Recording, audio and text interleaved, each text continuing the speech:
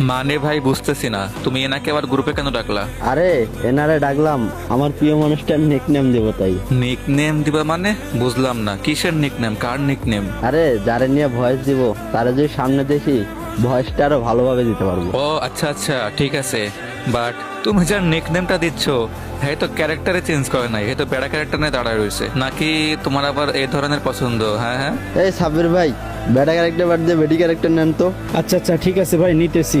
দেখেন তো ভাই এই ক্যারেক্টার চলবো নাকি? আচ্ছা আচ্ছা, এইবার তো সব ঠিক আছে। তো মুন্না, তুমি কি এখন রেডি?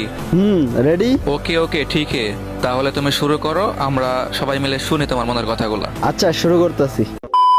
এই যে শোনেন, আমি আপনাকে কারো মতো করে ভালোবাসতে পারবো না, কিন্তু আমার ভালোবাসা কোনো কমতে থাকবে না। রাগের মাথায় হাজারো ঝগড়া করব, কিন্তু আপনাকে কখনো ছেড়ে যাব না। আপনি যদি কখনো ভুল করেন তবে আপনাকে শাস্তি দেব না, কিন্তু আমি নিজেকে নিজেই আঘাত করব। আমার নিজের সব স্বপ্ন দাফন করে হলেও আপনার স্বপ্নগুলো পূরণ করব। আমার এই ছোট্ট গুঁড়ো আমাকে রাজা না ভাবলেও চলবে, কিন্তু আপনাকে আমি সারা জীবন রানী বানিয়ে রাখবো।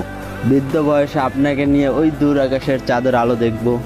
আপনি যদি আমার হৃদয়টাকে খণ্ড বিখণ্ড করে চলে যান, আমি আপনাকে আবারও ফিরে আনবো। একবার দুইবার নয়, হাজারবার যদি চলে যান, আমি হাজারবার নত হয়ে আপনাকে ফিরে আনবো।